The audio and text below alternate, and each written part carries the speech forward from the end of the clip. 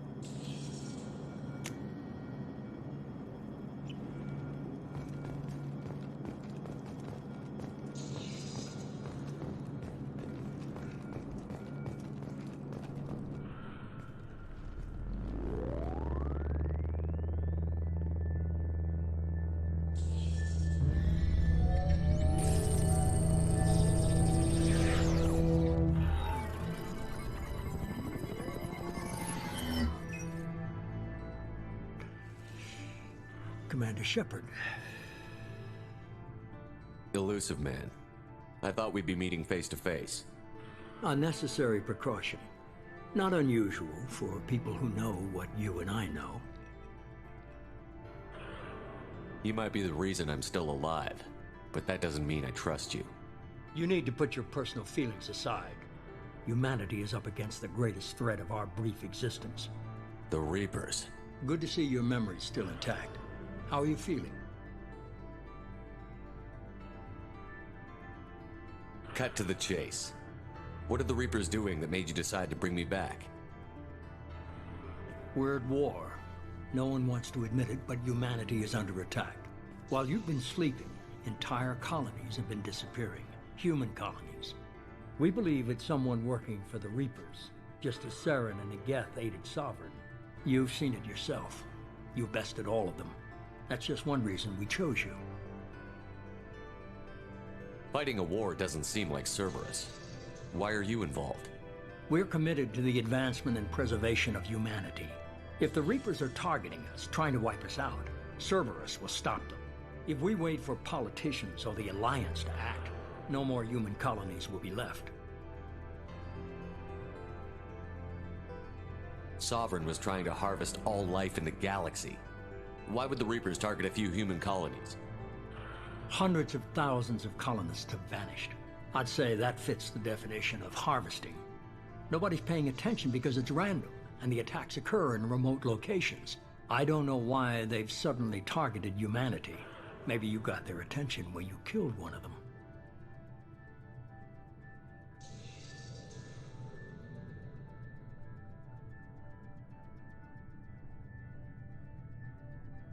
If this is a threat against humanity, you need to mobilize the Alliance. They suffered substantial losses fighting Sovereign. They're rebuilding, still stretched too thin to waste resources verifying the Reaper threat. Blaming the abductions on mercs and pirates is easier and more convenient. If this is a threat against humanity, you need to mobilize the Alliance. They suffered substantial losses fighting Sovereign. They're rebuilding, still stretched too thin to waste resources verifying the Reaper threat. Blaming the abductions on mercs and pirates is easier and more convenient. You could have trained an entire army for what you spent to bring me back. You're unique, not just in ability or what you've experienced, but in what you represent. You stood for humanity at a key moment. You're more than a soldier. You're a symbol. And I don't know if the Reapers understand fear, but you killed one. They have to respect that. If you're after the Reapers, just point me in the right direction. Miranda was worried you'd be resistant. She's not usually wrong. I have a shuttle ready to take you to Freedom's Progress, the latest colony to be abducted. Miranda and Jacob will brief you.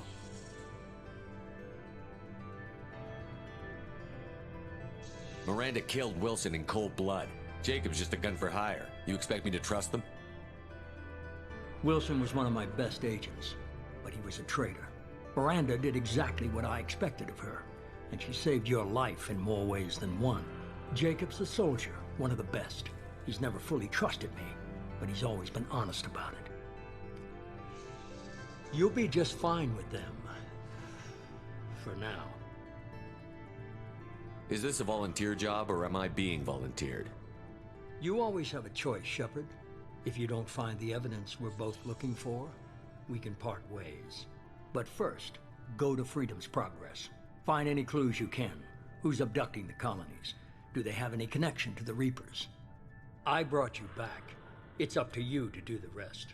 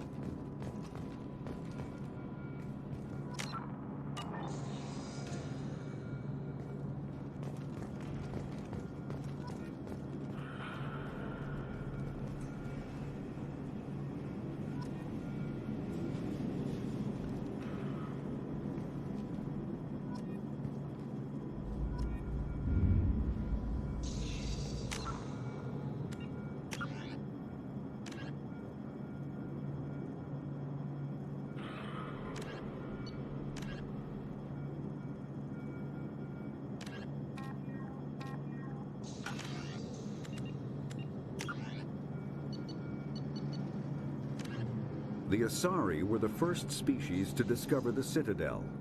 When the Salarians arrived, it was the Asari who proposed the establishment of the Citadel Council to maintain peace throughout the galaxy. Since then, the Asari have served as the mediators and centrists of the Council. An all-female race, the Asari reproduce through a form of parthenogenesis. They can attune their nervous system to that of another individual of any gender and of any species to reproduce. This capability has led to the unseemly and inaccurate rumors about Asari promiscuity. Asari can live for over 1,000 years, passing through 3 stages of life. In the maiden stage, they wander restlessly, seeking new knowledge and experience. When the matron stage begins, they meld with interesting partners to produce their offspring. This ends when they reach the matriarch stage, where they assume the roles of leaders and counselors. The second species to join the Citadel, the Salarians, are warm-blooded amphibians with a hyperactive metabolism. Salarians think fast, talk fast, and move fast. To Salarians, other species seem sluggish and dull-witted. Unfortunately, their metabolic speed leaves them with a relatively short lifespan. Salarians over the age of 40 are a rarity. The Salarians were responsible for advancing the development of the primitive Krogan species to use as soldiers during the Rachni Wars. They were also behind the creation of the genophage bioweapon the Turians used to quell the Krogan rebellion several centuries later. Salarians are known for their observational capability and non-linear thinking. This manifests as an aptitude for research and espionage. They are constantly experimenting and inventing, and it is generally accepted that they always know more than they are letting on. Roughly 1,200 years ago, the Turians were invited to join the Citadel Council to fulfill the role of galactic peacekeepers. The Turians have the largest fleet in Citadel space, and they make up the single largest portion of the Council's military forces. As their territory and influence has spread, the Turians have come to rely on the Salarians for military intelligence and the Asari for diplomacy. Despite a somewhat colonial attitude towards the rest of the galaxy, the ruling hierarchy understands they would lose more than they would gain if the other 2 races were ever removed. Turians come from an autocratic society that values discipline and possesses a strong sense of personal and collective honor. There is lingering animosity between Turians and humans over the First Contact War of 2157. which is known as the Relay 314 incident to the Turians. Officially, however, the two species are allies, and they enjoy civil, if cool, diplomatic relations. Immediately following the First Contact War, an anonymous extranet manifesto warned that an alien attempt at human genocide was inevitable. The manifesto called for an army, a Cerberus, to guard against invasion through the Charon Relay. Derided as survivalist rhetoric written by an elusive man, the manifesto and its anonymous author soon fell off the media radar. But in 2165, terrorists stole antimatter from the SSV Geneva. The sole figure arrested named his sponsor Cerberus. Throughout the 2160s and 2170s, alleged Cerberus agents assassinated politicians, sabotaged starships bearing EZO, and conducted nightmarish experiments on aliens and humans. Denounced as human supremacist, Cerberus calls itself human survivalist. Counter-terror experts speculate Cerberus may have changed leadership with its recent shift to stockpiling ships, agents, and weapons.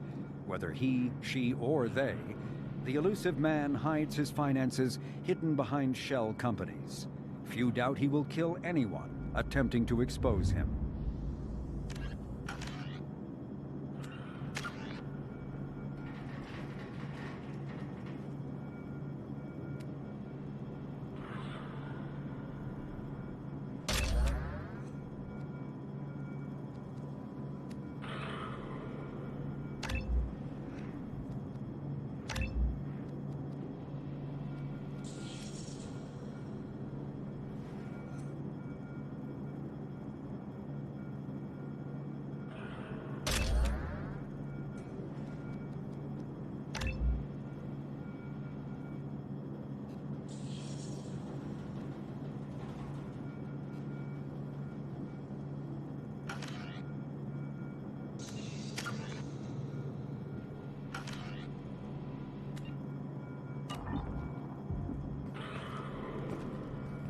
The Illusive Man is very impressed with you.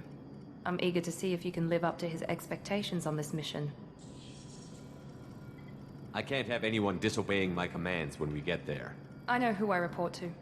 As long as you don't do anything to betray Cerberus, I'll follow your orders.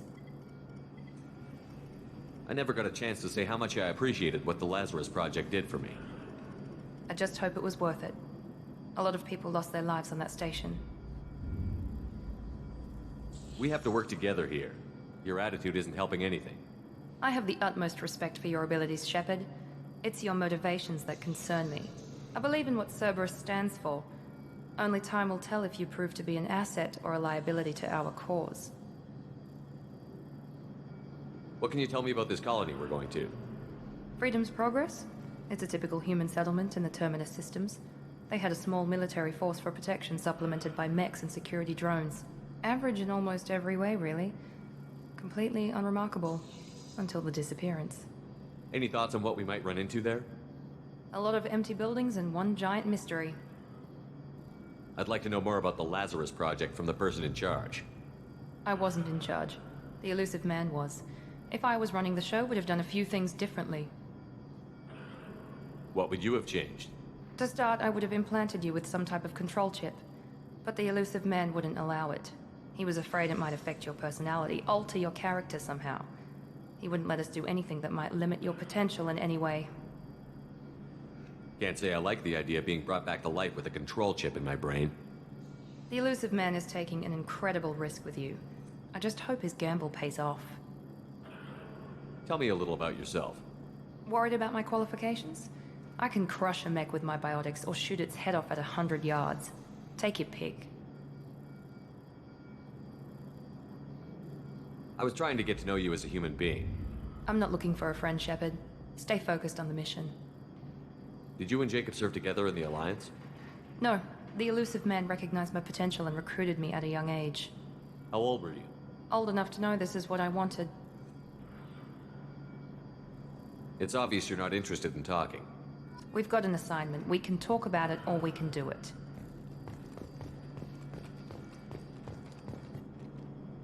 I'm glad the Illusive Man convinced you to join us, Commander. I just want to find out what happened to those missing people. I still don't trust Cerberus. Noted. Do you trust me, Commander? You're a good man, Jacob. But you might be working for the wrong people. Maybe. But I thought the same when I was with the Alliance. That's why I'm here now. Do you know anything about this colony we're going to? It's called Freedom's Progress. Don't know much else. I guess we'll find out when we get there. You said you served in the Alliance? 5 years in total. Stationed all over the galaxy. Even spent a couple of years as a Corsair. I've never heard of the Corsairs. It was an Alliance initiative. They hired independent starship captains and used them for missions that fell outside official Alliance jurisdiction. Technically, we weren't part of the Alliance. If we ever got caught, they could disavow any knowledge of us. We were supposed to be free from restrictions and rules, but there was still enough red tape to sink a cruiser. I finally just gave up. Why did you join Cerberus? I guess I just got tired of never making a difference. So much of what we did in the Alliance seemed pointless. I thought things would change after the attack on the Citadel. Humanity was finally invited to join the Council, but nothing changed. Politics, bureaucracy, same bullshit, different leaders. Cerberus is different. When colonies go missing, we don't commission a team to write a report to figure out what the hell to do about it. We just go and find out. That's all for now. Yes, sir.